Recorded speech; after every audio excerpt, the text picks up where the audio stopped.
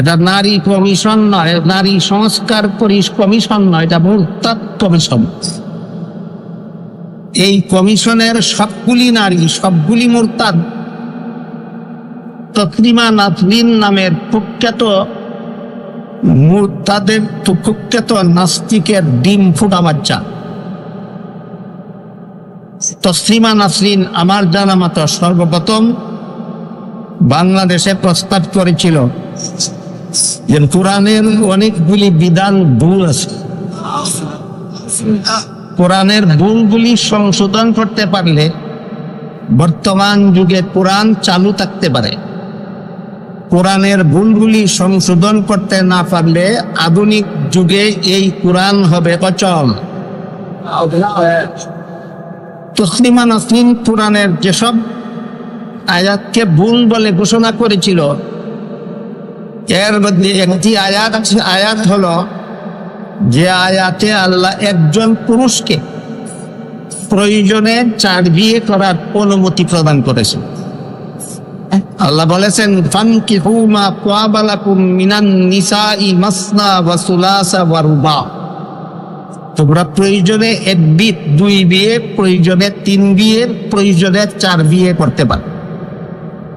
কিন্তু মহিলাকে 1-এর বেশি স্বামী রাখার বিধান কোরআনে নাই। তাই পুরুষকে একাধিক বিয়ে করার অধিকার প্রদান করে কোরআন নারীদের সাথে অবিচার করেছে। হুবহু এই কথাটাই তসলিমার ডিম ফোটা বাচ্চা এই সমস্ত নারী কমিশনের নারীরা তাদের প্রস্তাবনায় পেশ করেছে। তারা বলেছে বহু বিবাহ প্রথা বাতিল করা, কোরআনের এই বিধানকে বাতিল করার প্রস্তাব করেছে তারা। এই প্রস্তাবটা শুধুমাত্র কোরআন বিরোধী নয়, এই প্রস্তাবটা নারীদের মর্যাদা এবং অধিকার বিরোধী। সেটা কিভাবে আমাদের বোঝা দরকার। এখানে আমার একটা ব্যক্তিগত বিভিন্ন মনোভাব আছে, বিভিন্ন একটা চিন্তা চেতনা আছে। সেটা হলো যে আধুনিক যুগে কোরআন বিরোধী যত, ইসলাম বিরোধী, আল্লাহর বিধান বিরোধী যত প্রস্তাবনা, যত নাস্তিক মুরতাদ বেঈমানেরা পেশ করে, আমরা এগুলিকে শুধু কোরআন বিরোধী, ইসলাম বিরোধী এই কথা বললেই সমাজ বুঝবে না। সমাজকে বুঝতে হবে কতটুকু অযৌক্তিক, এটা সমাজে বুঝতে হবে। পুরুষের একাধিক বিয়ের বিধানকে বাতিল করা কতটুকু অযৌক্তিক সেটা আমাদের সকলের জানা থেকে দরকার। আমার জানা মতে 2023 সালের আদমশুমারি মতে বাংলাদেশে যে পরিমাণ পুরুষ আছে তার চেয়ে 31 লক্ষ মহিলা বেশি আছে।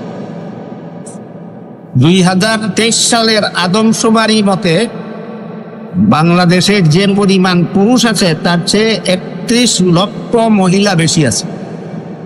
সুতরাং তসলিমা এবং তসলিমার ডিম ফুটা বাচ্চাদের প্রস্তাব মতে পুরুষকে যদি 1-এর বেশি বিয়া করার বিধান রহিত করে দেওয়া হয়, বাতিল করে দেওয়া হয়, তাহলে প্রতিটি পুরুষের কাছে একটি করে মহিলাকে বিয়ে দেওয়ার পরও 31 লক্ষ মহিলা বাকি থেকে যাবে বাংলাদেশে, যাদের বিয়ে দেওয়ার জন্য সারা দেশে একটা পুরুষও পাওয়া যাবে। এটা কি নারীর মর্যাদার পক্ষে হইল না বিরুদ্ধে? তাহলে নারী কমিশনের এই প্রস্তাবটা শুধুমাত্র কোরআন বিরোধী হলো না নারীর অধিকার বিরোধীও হলো? নারীর অধিকার বিরোধী। কাজেই এই তসলিমার ডিম ফুটা বাচ্চাদের বেঈমানি প্রস্তাবগুলি শুধুমাত্র কোরআন বিরোধী এই পর্যন্ত বলেই আমরা ক্ষান্ত হয়ে যাবো। আমাদের বুঝতে হবে কতটুকু বাস্তবতা বিরোধী, আমাদের বুঝতে হবে কতটুকু যুক্তির বিরোধী, আমাদের বুঝতে হবে কতটুকু শালীনতা বিরোধী। তাই একজন পুরুষকে একাধিক বিয়ে করার যে বিধান আল্লাহ কোরআনে দিয়েছেন, আমার কথা বুঝে থাকলে বলুন, পুরুষের সাথে না বর্তমান বাংলাদেশের 31 লক্ষ মহিলাদের সাথে? 31 লক্ষ মহিলাদের সাথে। আজ থেকে ১,৫০০ বছর আগে আল্লাহ যদি কোরআনে এই বিধান দিয়ে না রাখতেন যে একজন পুরুষ প্রয়োজনে বিশেষ শর্ত সাপেক্ষে একাধিক বিয়ে করতে পারে, এই বিধান যদি আল্লাহ দিয়ে না রাখতেন তাহলে বর্তমান বাংলাদেশের ৩১ লক্ষ মহিলার কপালে জীবনের একটা স্বামীও যুক্ত নয়। সুতরাং কোরআন প্রদত্ত পুরুষের বহু বিবাহের বিধানটা আমার কথা বুঝে থাকলে বলুন, পুরুষের সাথে না মহিলাদের সাথে? মহিলাদের সাথে। কাজে কোরআন বিরোধিতার সাথে সাথে এই তসলিমার ডিম ফুটা বাচ্চাদের এই সমস্ত প্রস্তাবনা যে বাস্তবতা বিরোধী, যৌক্তিকতা বিরোধী, সেই কথাটাও সাথে সাথে আমাদের দিতে হবে। এটা হলো আমার একটু স্বতন্ত্র ধ্যান ধারণা, স্বতন্ত্র চিন্তা চেতনা। অনুরূপ ভাবে তারা সরকারের কাছে আরেকটা প্রস্তাব করেছে যে মহিলাদের, যে সমস্ত মহিলারা যৌনকর্মী মানে পতিতা, বেশ্যা। যৌনকর্মী কাদেরকে বলা হয় আমাদের সমাজে? বেশ্যা বা পতিতাদেরকে যৌনকর্মী বলা। এই সমস্তদেরকে শ্রম আইনের অধীনে শ্রমিক হিসাবে স্বীকৃতি প্রদান করতে হবে। বেশ্যাবৃত্তিকে সমর্থন দিতে হবে। এই বেশ্যাবৃত্তি, এটাকেই কোরআনের ভাষায় জিনা বলা হয়। জিনা, বেশ্যাবৃত্তিকেই কোরআনের ভাষায় জিনা বলা হয়। আমরা যদি শুধু বলি যে কোরআনের বিধানে জিনা হারাম, আল্লাহ পাক রব্বুল আলামিন বলেছেন লা তাকরাবুজ জিনা, জিনার ধারে কাছেও যেও না। অন্য আয়াতে বলেছেন আল্লাহ আদ-দানিয়াতু ওয়াজ-জানি ফাজলিদু কুল্লা ওয়াহিদিন মিনহুমা মিআতা জাল্লা। জিনাকারী নারী আর জিনাকার পুরুষকে 100 বেত্রাঘাত করো। বিধান সরকারের প্রতি। বুঝে থাকলে বলুন, আল্লাহ যে কোরআনে বলেছেন জিনাকারদেরকে 100 বেত্রাঘাত করতে, নির্দেশটার প্রতি সরকারের প্রতি। যে দেশের সরকার আল্লাহর বিধান মতে জিনাকারকে 100 বেত্রাঘাত করবে না, এই দেশে যত লক্ষ কোটি নারী পুরুষ জিনা করবে, সমস্ত জিনাকারদের যে পরিমাণ শাস্তি হবে পরকালে, একা সরকারকে সেই পরিমাণ শাস্তি বহন করতে হবে পরকাল। কিন্তু আমি শুধু এইটুকু বলে ক্ষান্ত হতে যাই। জিনা হারাম, এটাকে সমর্থন করা যায়। জিনা হারাম, এটাকে বৈধতা দিলে মুসলমান থাকে না, মুরতাদ হয়ে যায়, বেঈমান কাফির হয়ে যায়। এইটুকু বলে আমি ক্ষান্ত হতে চাই না। আমি বলতে চাই, জিনাকে সমর্থন দেওয়ার মানে হলো চরম অশালীনতাকে সমর্থন দেওয়া। একটা মহিলা কয়েকটা টাকার বিনিময়ে তার মান, সম্ভ্রম, শালীনতার সবকিছু একটা পুরুষের হাতে বিলিয়ে দেবে, এটা মহিলার মর্যাদা না চরম অবমাননা? সুতরাং এই নারী কমিশন মহিলাদের মর্যাদা রক্ষাকল্পে প্রস্তাবগুলি করেছে না মহিলাদেরকে চরম ভাবে অবমাননা করার দ্বার উদ্ঘাটন করেছে? এই জন্য আমি আপনাদের সকলের পক্ষ থেকে সরকারের কাছে আবেদন জানাই, শুধু তাদের প্রস্তাবনা বাতিল না, এই মুরতাদ কমিশনকে বাতিল করতে হবে। এটা মহিলা সংস্কার কমিশন নয়, এটা মুরতাদ কমিশন। মহিলা কমিশন না, মুরতাদ কমিশন। মুরতাদ কমিশন। একটা মহিলা যদি কয়েকটা টাকার বিনিময়ে যে কোনো পুরুষের হাতে নিজের সমস্ত স্বাধীনতা বিসর্জন দিয়ে দেয়, এরপরে মহিলার মান মর্যাদা বলতে লেশ মাত্র বাকি থাকে না। সুতরাং নারী কমিশনের প্রস্তাব শুধু কোরআন বিরোধী না মহিলাদের মর্যাদার চরম বিরোধী? মহিলাদের মর্যাদার চরম বিরোধী। এর সাথে আরেকটা যৌক্তিকতা হলো, যখন সরকারি ভাবে পতিতারা স্বীকৃতি পেয়ে যাবে যে এই পতিতা বৃত্তি বৈধতার স্বীকৃতি পেলে এরা বৈধভাবে যেখানে সেখানে জিনার বাজার তুলে বলবে। যে কোনো মানুষ যে কোনো সময় তাদের সাথে জিনা করার সুযোগ পাবে। এর মাধ্যমে আপনারা উন্নত মানের চিকিৎসা বিজ্ঞানীদেরকে প্রশ্ন জিজ্ঞাসা করে দেখুন, এর মাধ্যমে এইডস সারা বিশ্বে, সারা সমাজে, সারা দেশে মহামারী আকার ধারণ করবে। প্রত্যেকটা যখন জিনার ব্যবস্থা হয়ে যাবে তখন এইডস মহামারী আকার ধারণ করবে। তাই হাদিস শরীফে রাসূল করিম সাল্লাল্লাহু আলাইহি ওয়াসাল্লাম প্রায় ১৫০০ বছর আগে বলে গেছেন, যখন জিনা ব্যাপক আকার ধারণ করবে তখন সমাজে এমন নতুন নতুন নতুন নতুন জটিল মহামারী ছড়িয়ে পড়বে যেগুলির নাম পর্যন্ত তোমাদের বাপ-দাদারা কোনোদিন শোনেননি। বলুন আপনারা, আজ থেকে ৪-৫ বছর আগে আর একটা মহামারী সারা বিশ্বে ছড়িয়ে পড়েছিল কিনা? সেই মহামারীটার নাম ছিল করোনা। এই করোনা নামের মহামারী সারা বিশ্বে ছড়িয়েছিল এই অবাধ যৌনাচারের কারণে। তাহলে এই যৌনাচার, এই পতিতাবৃত্তি, এটা শুধু ইসলামের বিধানে হারাম না, মানুষের সমাজকে ধ্বংসকারী, মানুষের সমাজ বিধ্বংসী এই যৌনবৃত্তি, এটাকে বৈধতা দিয়ে একদিকে কোরআনের বিরুদ্ধাচরণের কারণে মুসলমান থাকে না, বেঈমান কাফের মুরতাদ হয়ে যায়, অপরদিকে এই বৈধতার কারণে সমাজ মহামারীর কাছে ধ্বংস হয়ে যাবে। সুতরাং এই কমিশনের প্রস্তাবগুলি শুধু নয়, এই মুরতাদ বাহিনীর কমিশনকে বাতিল করার জন্য আমরা সরকারের কাছে আবেদন জানাই। এই কমিশন সরকারের কাছে আরো যত প্রস্তাব করেছিল তার মধ্যে আরেকটা প্রস্তাব ছিল উত্তরাধিকারের ক্ষেত্রে নারী ছেলে মেয়ের সমান অধিকার, ছেলে মেয়ের সমান অধিকার, পিতার সম্পদে নারী পুরুষের সমান অধিকার।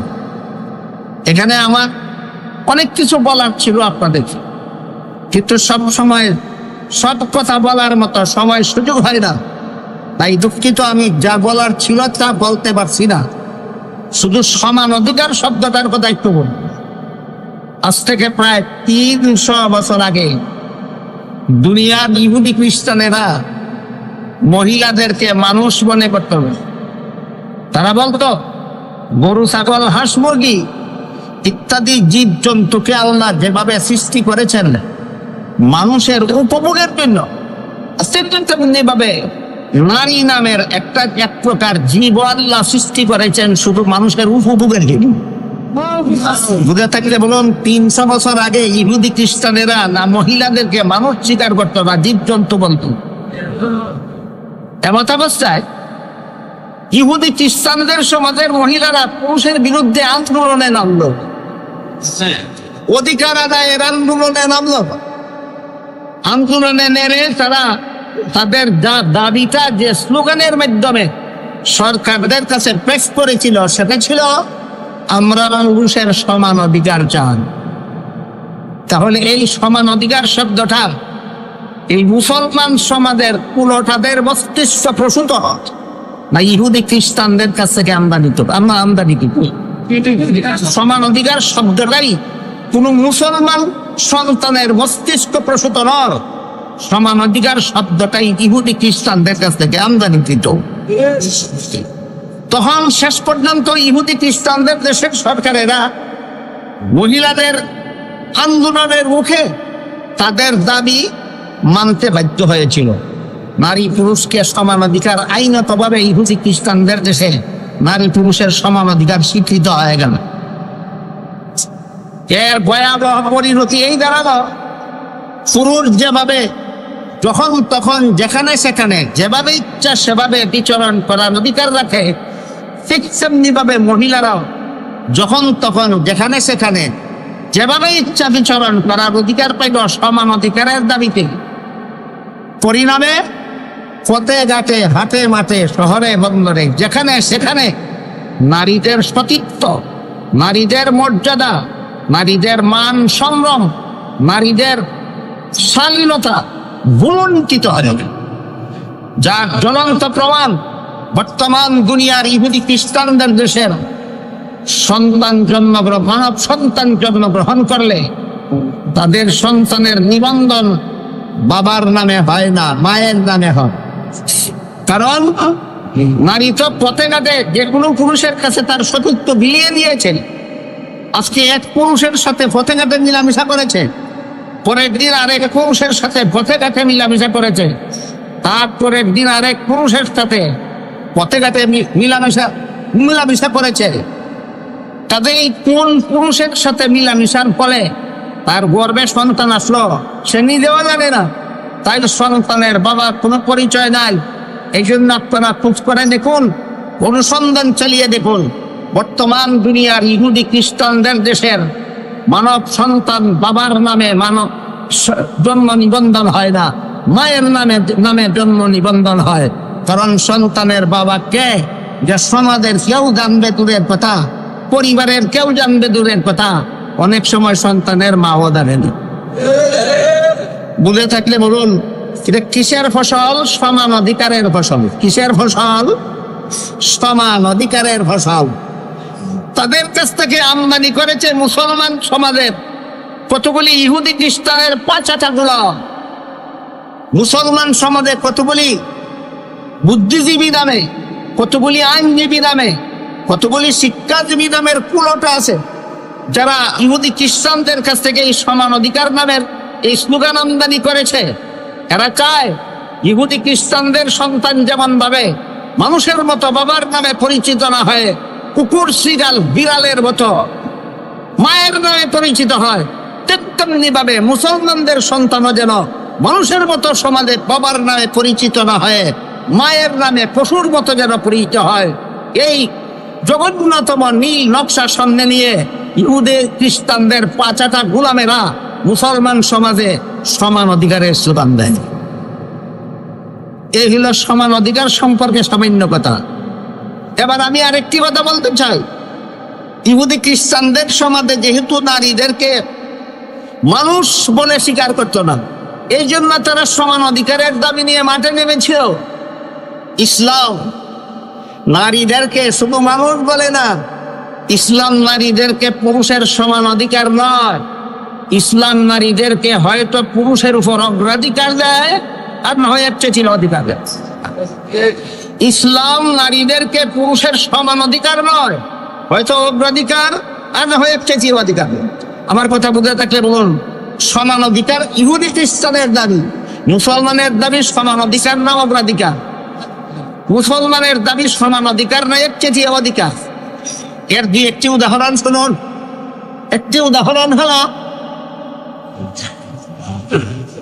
কোনো বাবার ঘরে যদি কোনো একটা ছেলে সন্তান জন্ম হয়, ছেলেকে লালন পালন করা বাবার দায়িত্ব হয় কতদিন? ছেলেটা নাবালক থাকবে যতদিন। সাবালক হলে পরে ছেলেকে লালন পালন করা বিধান ইসলামে বাবার উপর তাই না, তার নিজে। কিন্তু এই বাবার ঘরে যদি কোনো মেয়ে সন্তান জন্ম হয়, এই মেয়েকে লালন পালন করা বাবার দায়িত্ব হয়। নাবালক সাবালকের প্রশ্ন নাই, যতদিন পর্যন্ত বিয়ে না হবে ততদিন পর্যন্ত সন্তানকে মেয়েকে লালন পালন করা ইসলামের বিধানে বাবার দায়িত্ব। বুঝে থাকলে বলুন, তাহলে জীবনের শুরুতেই বাবার সম্পদে লালিত পালিত হওয়ার অধিকার ছেলে মেয়ের সমান না মেয়ের অগ্রাধিকার? তাহলে ইসলামে নারী পুরুষের সমান অধিকার না অগ্রাধিকার? অগ্রাধিকার। তেমনি মানে একই প্রয়োজনে একটা পুরুষের সাথে একটা দাঁড়িয়ে বিয়ে হয়, যৌবনের চাহিদা নিবারণের প্রয়োজনে একটা মহিলার সাথে একটা পুরুষের, একটা পুরুষের সাথে একটা মহিলা দিয়ে হয়, কিন্তু মহারানা একতরফা দিতে হয়, পুরুষ একতরফা দিতে হয়, বাসস্থান একতরফা ভাবে দিতে হয়। বুঝে থাকলে বলুন, মহারানা উভয়কে দিবে না শুধু স্বামী তার স্ত্রীকে দেবে? শুধু স্বামী তার স্ত্রীকে দিবে। পুরুষ একতরফা পাবে, স্বামীর পক্ষ থেকে স্ত্রীকে দেওয়া হবে। বাসস্থান একতরফা পাবে, স্বামীর পক্ষ থেকে স্ত্রীকে দেওয়া হলো। সমান অধিকার হলো না অধিকার হলো না চেয়ে অধিকার? এই প্রসঙ্গে একটি উদাহরণ দিয়ে কথা শেষ করি। এই প্রসঙ্গে আল্লাহ রাব্বুল আলামিন সূরা নিসার 11 নম্বর আয়াতে বলেছেন, ওয়ালিদ যাকারি মিসলু হাযযিল উনসায়াইন। পিতামাতার ত্যায্য সম্পদে ছেলে পাবে মেয়ের 2 অংশ, মেয়ে পাবে 1 অংশ, ছেলে পাবে 2 অংশ। এখানে এসে তসলিমাও বলে, তসলিমার ডিম ফোটা বাচ্চারাও বলে এখানে নারীর প্রতি অবিচার করা হয়েছে। এরা এত বড় গণ্য মূর্খ। কোন কারণে ইসলাম ছেলেকে 2 অংশ দিল আর কোন কারণে 1 অংশ দিল, এটা বোঝার মতো মস্তিষ্ক এদের নষ্ট হয়ে গেছে ইহুদি খ্রিস্টানদের ইনজেকশন পুশিং করার কারণে। এর যৌক্তিকতাটা আমাদের বোঝা দরকার। ছেলের জীবনে খরচের খাত আছে 3টা। সবালক হওয়ার পর থেকে নিজের লালন পালন, বিয়ে করার পর থেকে স্ত্রীর লালন পালন, সন্তানাদি জন্ম হওয়ার পর থেকে সন্তান লালন পালন। ছেলের জীবনে খরচের খাত আছে 3টা, আর বাবার সম্পদে অংশ পাইল 2টা। মেয়ের জীবনে খরচের খাত নাই একটাও। নিজেকেও লালন পালন করতে হয় না, স্বামীকেও লালন পালন করতে হয় না, সন্তানকেও লালন পালন করতে হয় না। স্ত্রীর জীবনে খরচের খাত নাই একটাও, অংশ পাইল 1টা। বুঝাতে একটা রুল, 3 খরচ হলা 2 অংশ পাইলে বেশি পাইল না, নাই খরচ হলা 1 অংশই বেশি। সুতরাং এখানে সমান করার মানে হলো ইসলাম নারীকে যে অধিকার দিয়েছিল প্রত্যেক সম্পত্তিতে, সেই অধিকার থেকে নারীদেরকে বঞ্চিত করা। সুতরাং নারীদেরকে সমান অধিকারের দ্বারা এরা অধিকার দিচ্ছে না, নারীর মর্যাদা এবং অধিকারকে বঞ্চিত করার চক্রান্তে লিপ্ত হয়েছে। তাই আমরা সরকারের কাছে 17 কোটি মুসলমানের পক্ষ থেকে আবেদন জানাই, কোরআন বিরোধী, যুক্তি বিরোধী, নারীদের মর্যাদা বিরোধী, শালীনতার দুশমন এই মুরতাদ কমিশন তসলিমার ডিম ফোটা বাচ্চাদেরকে বাতিল করা হোক। আল্লাহ আমাদের সবাইকে এবং আমাদের সরকারকে সুমতি দান করুন, আমিন।